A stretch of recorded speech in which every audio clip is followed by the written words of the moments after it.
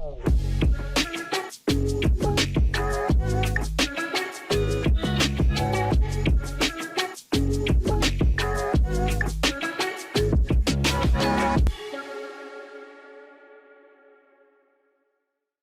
everyone. This is Mark Anthony with edgeonregen.com. I hope you're all doing fantastic out there. Those that are in internet land, make sure that you like it, share it. Why? Because one video can change one person's life. And why do I always say that? Because today we're going to talk about something that's life-changing. Just because you're feeling sluggish, because maybe you have low energy, maybe low libido, maybe you just don't feel like yourself. Well, I have a special guest with me today. And with this special guest, what's great about it, this is Dr. Charles Virden. You can find Dr. Charles Virden at therapalette.com. Therapalette.com. Today, we're going to be talking about hormone replenishment. That's right. I said the word replenishment. What does that really mean? Are all hormones the same? I don't know. But today, we're going to go a little bit deep on that subject. But before I do, let me give a little background. And I'm sure Dr. Virden will give you the background, but I'm just going to give a little bit here. He is a physician board certified in plastic surgery and anti-aging. Dr. Charles has treated thousands of men and women throughout his career. His philosophy, I love this, his philosophy incorporates overall well-being and state-of-the-art technology with years of practice and personal experience. Dr. Virden can help you craft your plan and execute your goals. So today, I just want to say thank you so much, Dr. Virden, for being here.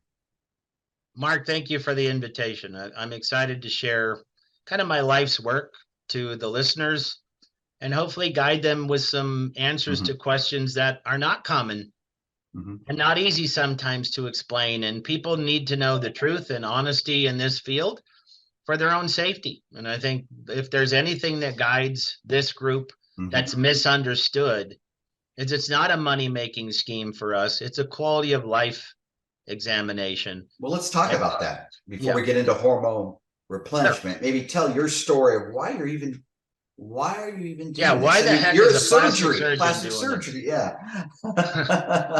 Well, let's talk about that. And I think people are always fascinated to see, why is this dude who's a surgeon talking about hormones? It isn't because I don't love surgery or I haven't done my share of it. I run an incredibly busy plastic surgery, and I'm sitting in that office this morning talking to you. Yesterday, we had 65 people through here for a surgical consult. So I still love and do plastic surgery clinically. My journey started as a patient. And it actually is my 10-year anniversary of open heart surgery, where after just fatigue one day and I felt like I should be doing better, I was falling asleep on my couch at 6 o'clock. I had seen over 30,000 patients at that time in my career, and something was wrong. And I didn't know what it was, because doctors don't take very good care of themselves. I'm the living example of that. And so in dedicating your life to everybody else, sadly, we sometimes neglect our own health. I am guilty, and I'm also guilty of fixing that.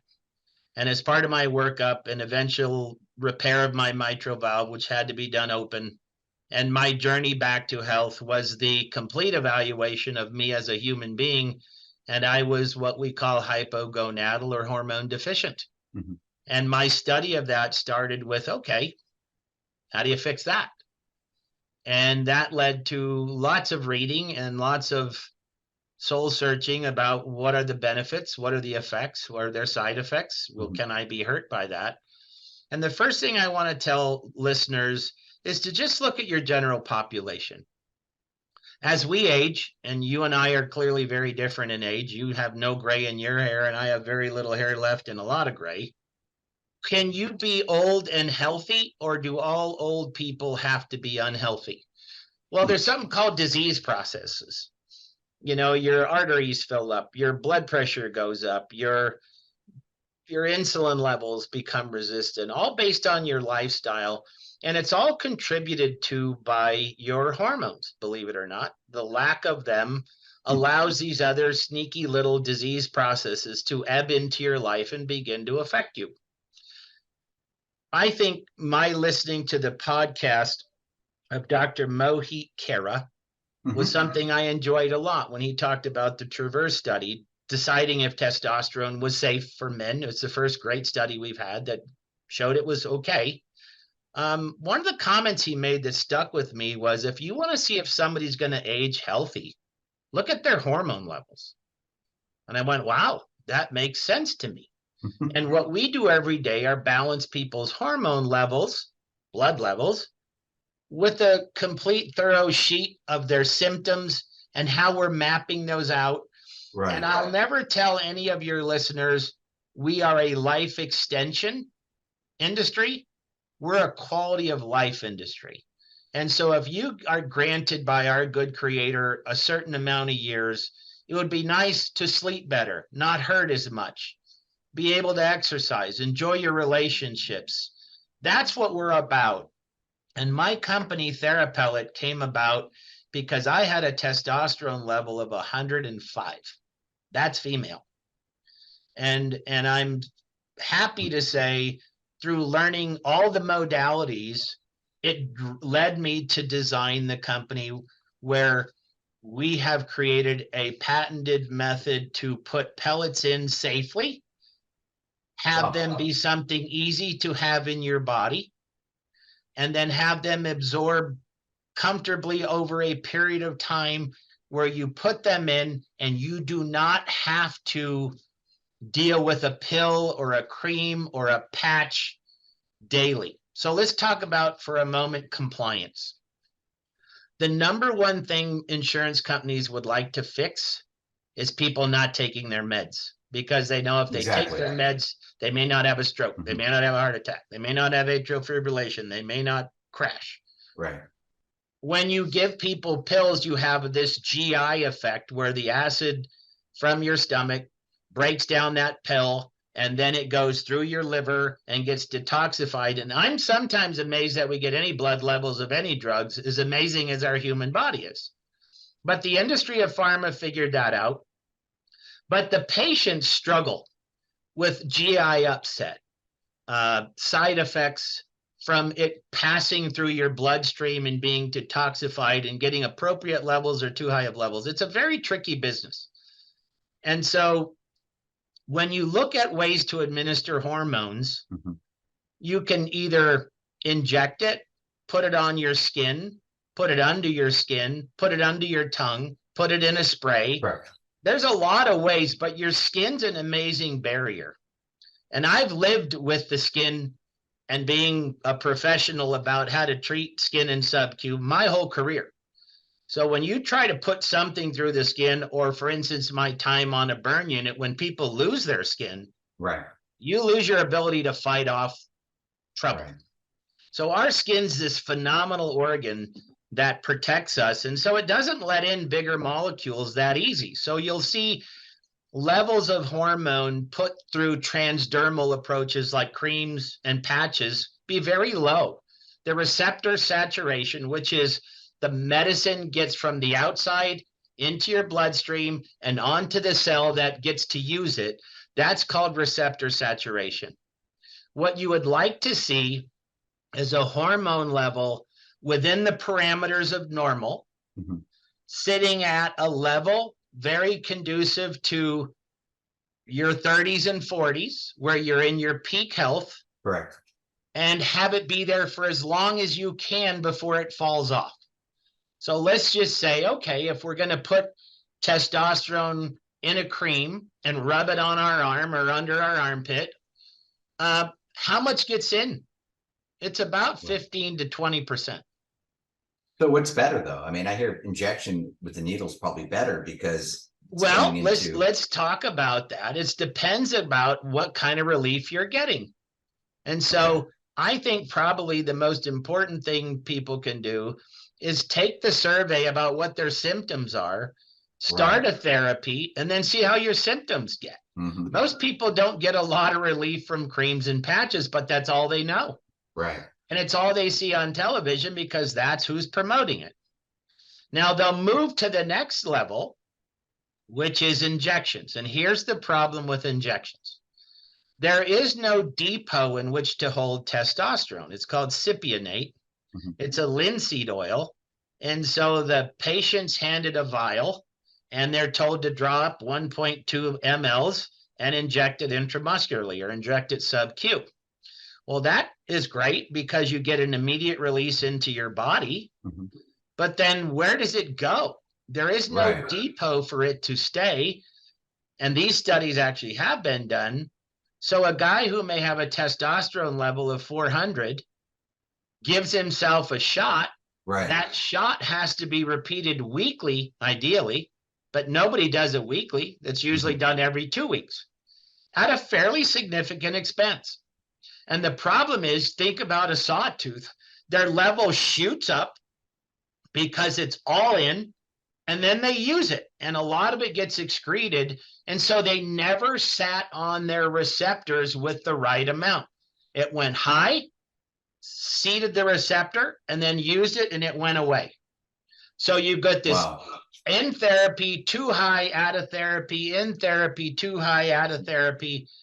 Whereas the only method that delivers medicine physiologically is you put a sterile little grain of rice into a non-disturbed little area of fat where it's viewed as a foreign body. So it doesn't know. Very characteristically bites little pieces of it in a orderly fashion called zero order kinetics. And that stays in place and dissolves over 3 months in women because their doses are smaller. And up to 5 months in men. So they don't cycle at the same time in their pellet therapy.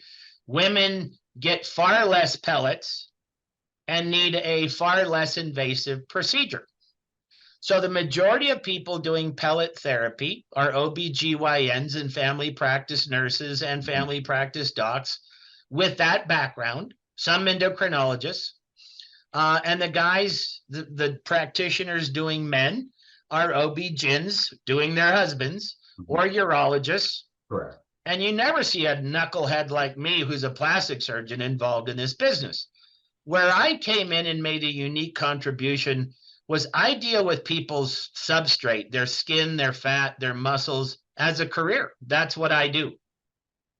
And so in my learning the soft tissue and how you treat those and what are the blood vessels and what are the nerves that bring all this together.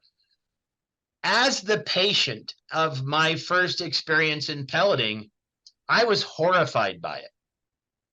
And I blame myself because you were told after you were pelleted, in the initial training, you get to pellet somebody and then you got to watch others get pelleted. So I, being a surgeon, and to me, honestly, and I don't mean to sound arrogant, I pellet easy. This is my love, and I can do it facile.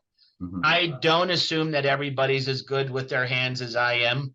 And so part of our training is to try to make them proficient pelleters. What I do know is how to do it right. And I know how delicate those tissues like fat cells are. You're relying on that golden, beautiful yellow area of fat, which people think not much goes on there. Oh, it's intense. There's hormones coming in and out. There's a blood vessel network that surrounds each fat cell. And those fat cells are fragile. The outer, be careful. You got to be careful. The outer cell is a membrane that's very thin. But when you see it on a slide, it looks like there's nothing there. There's a lot there. So when I was first pelleted, there's something in surgery called a hematoma. That's where you bleed into an area. I said, okay, I didn't listen. I walked 18 holes of golf the next day. I thought I deserved that. And so for 3 weeks, I slept and I woke up every night rolling over and I went, wow, that hurt. But I loved what it did for me. So now I'm back home and our clinic's doing hormones and my own PA pellets me and I have the same experience. And I didn't go exercise. And I went, okay, that's strike 2. What's wrong with this? And you'll find the number one barrier to pellet therapy is the discomfort in having it done. And there's a reason for it, interestingly, Mark. So you have to cut open. So let's talk about that. You're cutting somebody open to put these pellets in. Yeah, but let's be careful about cutting somebody open Insertion. because it doesn't sound right. It doesn't. You're making a really micro small incision that may be the diameter of a straw. And then there's a device. Feel it? Do you feel it? No, of course not. You numb it. Okay. So the procedure, if you'd like, I can kind of explain it. It's all done sterilely. The pellets are sterile. The whole process is regulated. We determine the dose by putting your name, your age, your medicines, your comorbidities into an algorithm that says, Mr. Smith takes blood pressure med. He's 190 pounds. He's on this and this and this. And our algorithm will put a dose of what he should be to put him in optimal range. Not super optimal range. We don't run people higher than we need to. We then take the appropriate amount of pellets out of our supply, and then the procedure is numb the area, make a small incision, which takes the guts of the practitioner. People don't go to medical school to be practitioners if they don't want to be surgeons. So there's some barrier to doing it. You have to say, okay, I can learn that and I can teach anybody to do it. But the problem was something called a trocar. So let's discuss what that means. The device by which you slide those pellets under the skin is a two-piece component. There's a hollow channel and then a solid piece that goes inside of that, making one unit. Do you have one around right here on my desk? That's what they look like. Okay. Oh, wow. Now, the only way for the last, since the 1930s, nobody had figured out that you should not cut and push a razor sharp trocar through the fat until my patent, which was granted a couple years ago. Every pellet procedure was done by a bevel, razor sharp, or a diamond tip cutting instrument, totally misunderstanding how fragile the microcirculation and the cells were that then need to work for you to dissolve those pellets. So a hematoma happens, you anesthetize the area, you cut through it the old-fashioned way, you lay in pellets in a clump, you get out, the area bleeds after the local wears off, the pellets are surrounded by a blood cavity called a hematoma, and you would see them sitting in there months later. And that was still growing at 20% per year because people wanted to do something other than take a pill or a patch or a cream. And oftentimes you didn't get as much bleeding and you got better blood levels. So after my couple of experiences with something called extrusion, where a pellet can pop out, that's when my background of plastic surgery and having done thousands of patients with liposuction, I can liposuction somebody's tummy in my office and they don't have much bruising at all. And I went, why am I cutting this fat to put a pellet when I could push that tissue apart with a blunt tip? So I went to work in 2017 with an engineer, and we developed something called an atraumatic trocar. Our word atraumatic meaning no cutting. Wow. And we patented it. It took a lot to get it patented because there's a lot of patents out there. But we had a great prosecution with a patent attorney, and it was granted. But the first patent I got, which is extra special, is nobody had patented a method to put medicine under the skin with a blunt device. That's called an atraumatic method. It's in the USPTO as my patent. And that's what started my company. So we have a method patented now, devices that are going to change this industry where people can be pelleted with a comfortable experience and go work out the next day and not have pain for 2 to 3 weeks. Wow. So how many insertions have we done? 7,000 in my office. And we took complications, meaning soreness, hematomas, pain, ejection of the pellet. There was honestly an accepted rate from a paper written in Australia of about 8% complication rate to an 1/8 of 1%. That's the contribution we've made with a blunt trocar. So We're a little company in Reno. Mhm. I can't handle the world as patients at this point, but we're growing. We have a company that's distributing trocars soon. We have some contracts coming with some of the big pelleters in the country. None of them have signed yet. But our idea is to change pelleting to be a mainstream method where people are treated atraumatically. They have a wonderful experience and they'll do it again the next time. And I'm 6 years on pelleting now myself. And there is once you go to pelleting done atraumatically with a phenomenal experience, you won't want to do hormone replenishment any other way. Wow. So so your and what was it? What's the name of your insert that inserts the pellets again? What's that name? They're called a trocar. Okay. But we created our own name called an atrocar, atraumatic trocar. Okay. And we have a website, therapellet.com, which shows our video of how the differences between the procedures are at therapellet.com. But we also have a website, and we're in the process of creating what are called disposable kits, where the provider who wants to be, and I hope your listening audience, there might be providers out there interested in doing pellet therapy. We'll train them. We've had people fly in to train with us in the past. Do you have a seminar, or do you do this once a year, or do you just do it whenever? We do it on special invitation.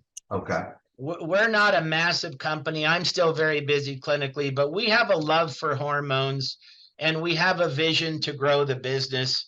But it's still a family-run business. I'm not a national conglomerate.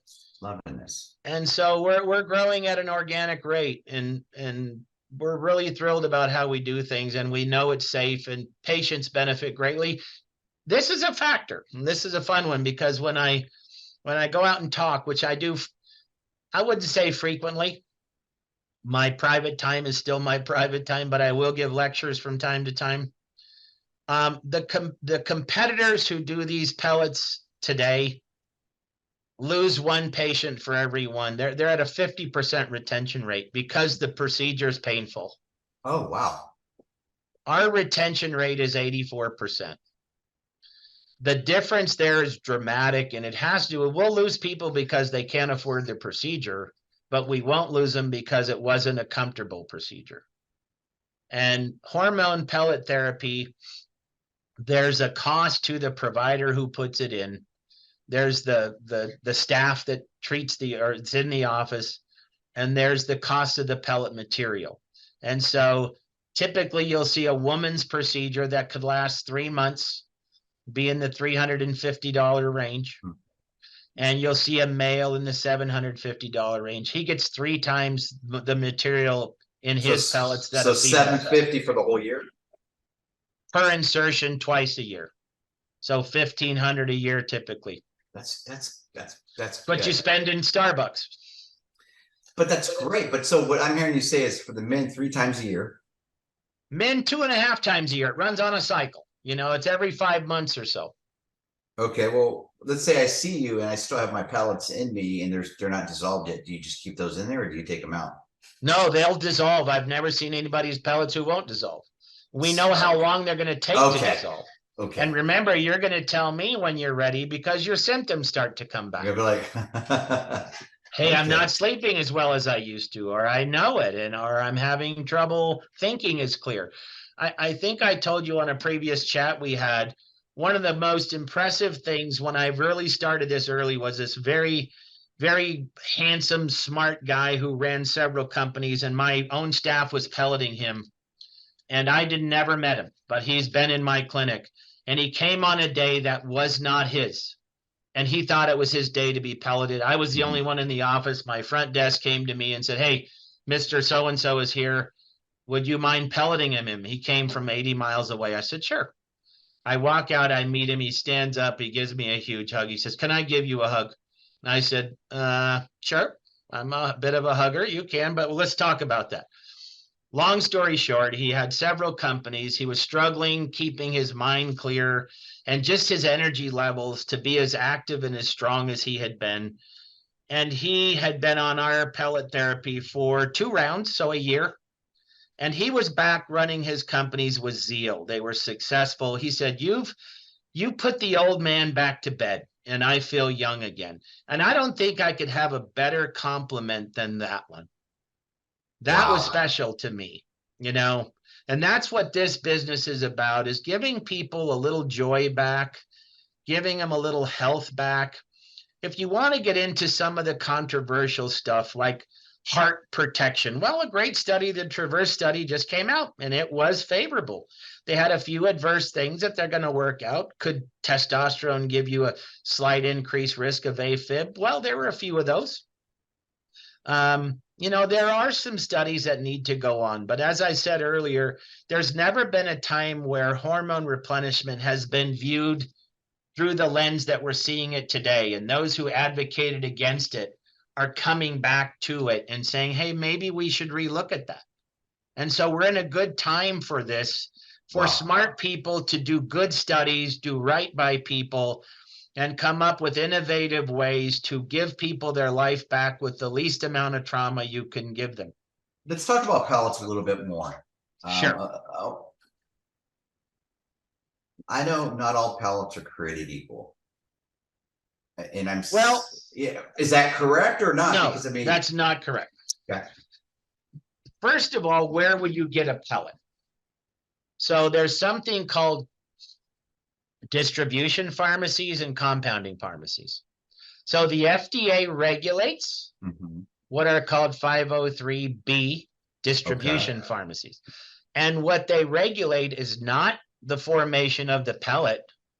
In fact, that's maybe one of the knocks on the industry, is nobody regulates the pellet, but they regulate the process of sterilization and all the GMP things that go on for manufacturing processes. So the patient's guaranteed a sterile pellet, but it's the lab where the pellet's made's job to add what's called an excipient. So powders that are pure are like dust. They have to be bound with something. And the two common binders are stearic acid and cholesterol. And what that does is it gums up the pellet to stick together, and then they put them in a press and compress them into different strengths.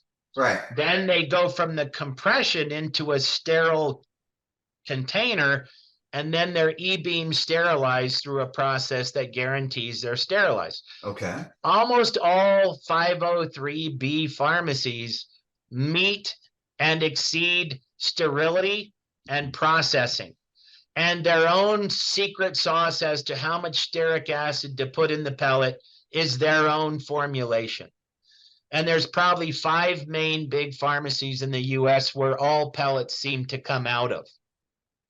And so when you get a pellet from a 503B pharmacy, you're getting a very high quality pellet where the source of that hormone was certified through chemical organizations to be pure, not another species. They're human, they're plant-based, and then they're added a binder, they're pressed and sterilized, and you get sent a sterile product.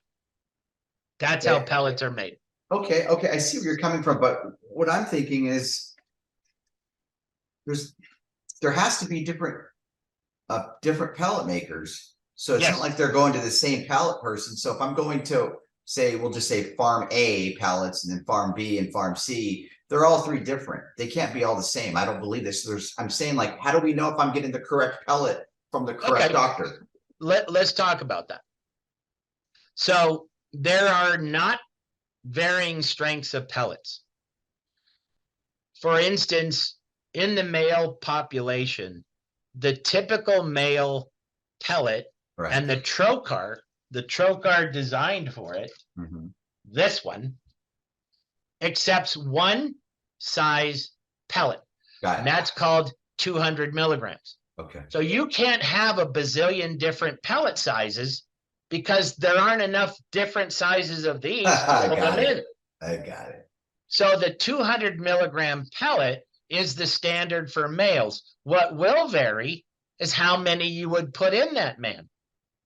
Okay. Would my company, and what I found with the blunt method and the blunt technique, when we don't damage that tissue by pushing that blunt trocar through a field that's been hydrated, those pellets absorb so purely that we can drop the dose that people need to get hormonally repleted by about 30 to 40%.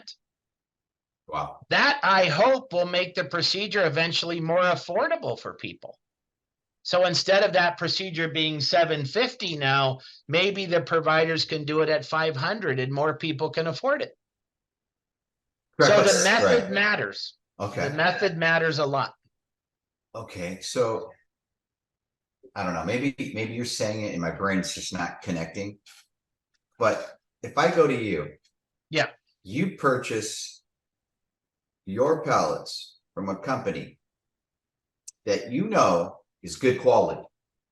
Yep. There are other companies that shortcut, meaning they'll use a little inferior. Is that happening in the pellet industry with pellets? And can it not happen?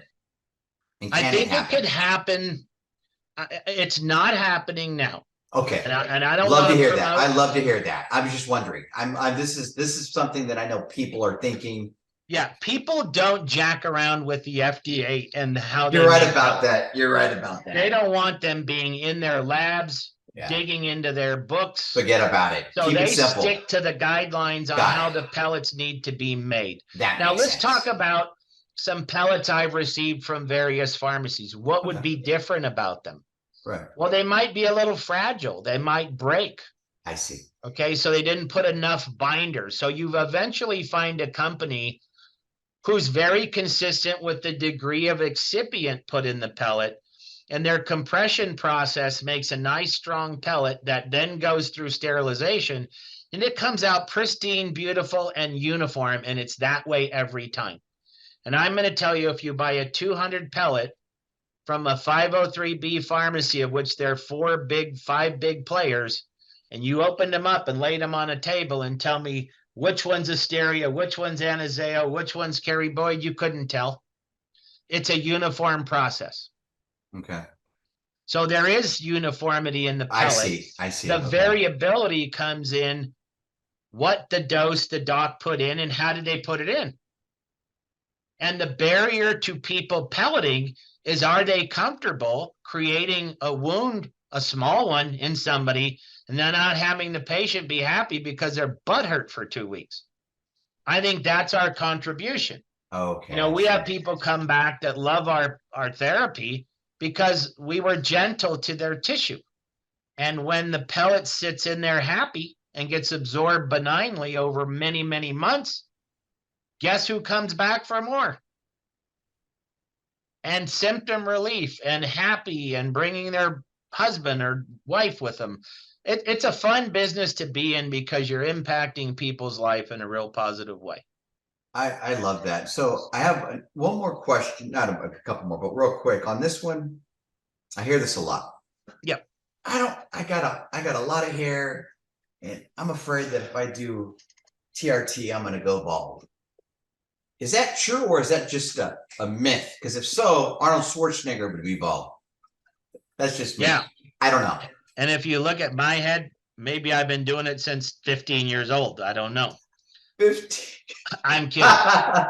I think there's a couple of side effects that we should chat about. And I think when you talk about women, I think one of the first things you're going to see that the FDA would love are indications for women to get hormone replenishment. One of the things we're all working on as an industry, women do incredibly well with a little bit of testosterone. They thrive. When you have synergistic levels of estrogen and testosterone, they work together. And we have ways with supplements to manipulate those to keep them in the right balances. But one of the natural side effects of a woman having a little more strength, vigor, vitality, brightness with testosterone is a little chin hair can happen. And they don't like that. I'm going to tell you. And so little things like that might show up. I think one of the number one things you might see in males who on testosterone, there's a predictable shrinkage of the testicle. Doesn't bother many people. But if you're not getting an exogenous signal and you're shutting it off because your testosterone level is high, your sperm counts drop. So somebody who's a young dad who's low testosterone and he has a low sperm count and he's on testosterone replacement, he needs to get off it if he wants to be a father. Have children, right? Yeah. So there are little things. None of this is totally risk-free or easy, but people who do this for a living know how to manipulate those things and work you through them. Well, okay, that's good to know. Interesting. So let's say you've been taking hormone replacement for 10, 15 years, and all of a sudden you go cold turkey and you stop. Could there be any problem with that? Well, you go right back to having you go right back to having the low hormone levels you had before you started it. Wow. So, and people live with that. You know, so many people have been taken off hormones because they've had breast cancer, but don't know that there's wonderful relief for them by going on the male hormone. A lot of their functions can come back, and there is no risk of increased breast cancer when they're on a small amount of testosterone. There's a fabulous, gifted doc, Dr. Gelber, who has all breast cancer patients on hormone replacement, wow. but not estrogen. And all their lives are back. Their relationships are back. People live in fear of hormones from some flawed things that don't need to be that way. Wow. But that doesn't mean we're diabolically putting people in danger for our own financial peril. It's not like that. We're actually treating them kind of with a premise that we want your quality of life to be better. And having been the patient for a decade now, I think I'm living proof that my labs have never been better. My EKG is great. I play competitive pickleball. I operate 30 hours a week. I sleep 8 hours a night. I run several companies, and I feel vital. That's the living proof. I'm not on alcohol. I'm not on heroin. I'm a pretty healthy machine. At 65, I think it's working for me. Love it. I love it. And so I'm not different than any of the listeners out there who are sitting there going, man, that hurts. I want some energy. I need to get up. I was you. And I think I've been enjoying this journey. I know we do it safely. We're very cognizant of the safety side of this. And if I could just send a message home, investigate, read. If somebody tells you it's unsafe, find the paper that says it's not. In medicine, you can find bazillions of articles saying things are safe and unsafe. And it's got to be what you feel is right. And having been a practitioner, a doctor, a patient, and being responsible for over 40,000 patients, I'm proud to say we do it well, we do it safely, and it can be done safely, and not all of us out there are created equal. I like that, and I wanted to kind of go back in this. You touched a little bit on it. Who controls the industry? Let's chat about that, okay? First of all, there is no residency for this. So if you've become interested through being involved in healthcare and you want to manage hormones, what residency do you do? Well, there isn't one. So you have to go get tutored by somebody. So who are the training companies that do this? Okay, fascinating bit of history. I don't know how deep I want to go into it. But let's just talk about one publicly traded company who trained me. Out of Dallas, they have over 7,000 providers they've trained. They're marketing well. They're teaching well. They bring you in for a very thorough didactic. You learn hormones like you're on a crash course. And then they teach you the procedure. And then they support you with a business in a box. And in one weekend, you're told, okay, go back home and start this. It's not that easy. Wow. And so with all that training and an amazing effort these companies put on, very few become productive pelleting offices. Maybe 1 in 20 actually do it. And it's not from lack of trying. There's issues with how do you sterilize the instruments, little things. You know, do you use disposable versus non-disposable? Does your front staff trained well enough to take the phone call? Lots goes into being smooth at this business. A competitor came out of that first big company from executives who left that company and started their own about 30 minutes away in Texas. They're doing a nice job. They started their own 503B pharmacy. The wife and the husband, who's the executive, do a really nice training. I'm not employed by either of them. Each has expressed an interest to use my device. We don't have an agreement. My device would do well in all of those places because their business would go up dramatically. But we're working on deals potentially with them at the moment. And so I'm not going to say I'm here to promote them, but I was trained by one of them, and I think they do a great job. And I found them very simply by putting pellet therapy in my search engine, and both those companies come up. The second company I just referred to is about a third the size, maybe a quarter of the size, and growing. Both are growing rapidly using this old archaic method, and they're still growing. And I think my method and modality of doing it would make them each better companies, but I'm working on that. Wow. Man, that's a lot of good stuff. You mentioned something about 84% retention rate. Yeah. So what I heard you say is that most companies that are working with, is it just pellets or pellets and also the needle? Is that an 84% retention rate? I would say these are teaching primarily pellet, but you know, a lot of those people will also write a script for a person who may be going on a trip or can't do pellets for a certain time because they got put on a blood thinner, something like that. You should have the ability to write for all of those modalities. The interesting thing about the entire scope of the industry, the hormone replenishment business as it stands today is a $10 billion industry. Pellets represent 10% of that. That's it. 10%. 1 billion.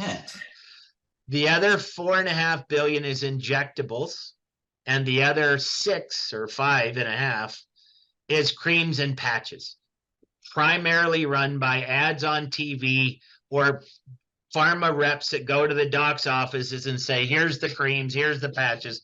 So you have 3 forms of education to the public, and pelleting, because it requires a procedure, will always lag behind because not everybody necessarily wants to be a procedure person. So at the peril of not learning a very simple procedure, they'd rather write a script and move a patient through. Whereas we're great at training other docs who want to be pelleters. We're happy to charge them a small fee to come visit, watch, use our algorithms. We want to push this out to the public so the most amount of people can get it. Wow. But we're also very busy here with what we're doing. And then you also said that you train doctors on how to. Yeah, well, these other 2 companies I referred to, right? The other 2 big boys out there, train their docs. They fly them in, they fly their staffs in, they give them the 8 hours of lectures, and then they teach them the procedure. Okay. I would love to take all of those docs who've had adverse complications of pelleting because they weren't taught the method correctly and to use the right tool. I'm happy to retrain all of them. I'm not in the business currently of training somebody de novo. We're working on an AI program that may make that simple. I think there's some better ways to train than can currently exist that can be done online. We're working with a group of investors to develop that program for us, where TheraPellet could become its own training company. Right now, we're just a really busy private clinic doing great work. We have aspirations to grow. We've been looking at investment opportunities with us through people who want to work in our company and help grow it. But we are a 7,000 square foot building, and I couldn't bring 10 doctors a day in through here.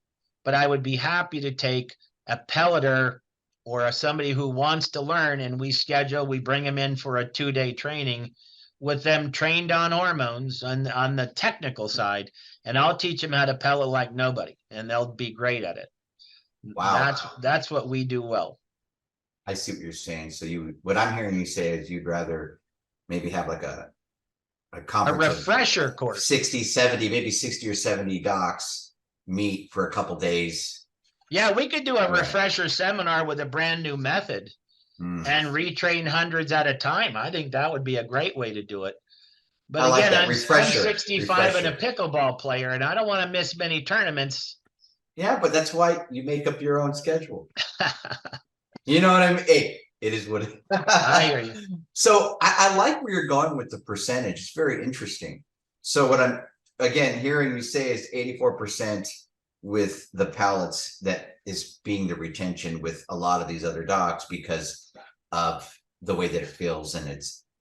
Yeah. So the number one reason why people drop out of pellet therapy is discomfort from the procedure. And when you don't create discomfort, you can retain 30% more of your clinic. Nobody has 100% retention. This doesn't happen. I think 84% is pretty impressive. That is impressive. And remember, you need to understand one more thing about my office. Plastic surgery is 90% women, 10% men. My pellet clinic is 60% women, 40% men. Probably men growing like crazy. We grow at 34% per year right now, and that's we're booked till February. Wow, that's a blessing to have. It's huge. Wow, I'll tell you, out of everyone that I've had on the show, talk whether it's creams, whether it's injections, what intrigued me the most about you is within 30 seconds you explain in 30 seconds what you do, why it's the best, and I was sold. And I have not taken any TRT or anything like that, but because of you, I'm like, I gotta try these pellets. I mean, serious. I'm thinking in my head, when can I go out and go visit? And go visit you. I'm going to tell you also, we will turn away people whose levels aren't appropriate for it. We're not a shot clinic. I'm not writing scripts by the thousands so guys could run their testosterones and be big muscle guys at the gym. That isn't us. Wow. We love people who are struggling in life and want better quality of life, and that's most of us. And so we are very conservative. We find reasons to not do you as well as do you based on, is it appropriate for you? Wow. I'm finding a lot of doctors, again, I'm finding a lot of docs where they're doing the injections and they're not doing them. They're writing a script or they're having a nurse do them. Right. But what I'm saying is there's no love in a doctor sticking somebody in the butt, right? There's no brains in that. But a lot of people are paying between $4,000 to $5,000 a year just for the injection. Wow. And I'm like, wow. Just like it's because they don't know any better, and there is a better way to do it. And the problem with those injections is they're not sitting on that receptor all day. They're getting on the receptor and they're getting off the receptor. So the value of what they thought they're getting, they're not really getting. They're not really getting it. Yeah. It's as simple as you can explain it. You're awesome, by the way. I love talking with you. You're straight shooter. You say it like it is, with wisdom behind it, not just blapping. Well, I'm grateful for the opportunity to speak. Grateful to have you. You don't even know. I mean, so people can find you at therapellet.com. Yeah, we're in Reno, Nevada. We have a website. We're not a big company. If you write to us, text us, get on our website and ask a question. It might take us a little while to get back to you. I wish I had a major corporation and we were a big deal. we're humble, we're good at what we do, and we'll get to you. We'd love to train more people in how we're doing this. It's a passion of ours, which is nice. I want to say thank you so much for being here on the show. You're a blessing. I love what you do, and keep hitting. All right, You Mark. and your wife. God bless you. We appreciate the opportunity to chat with you.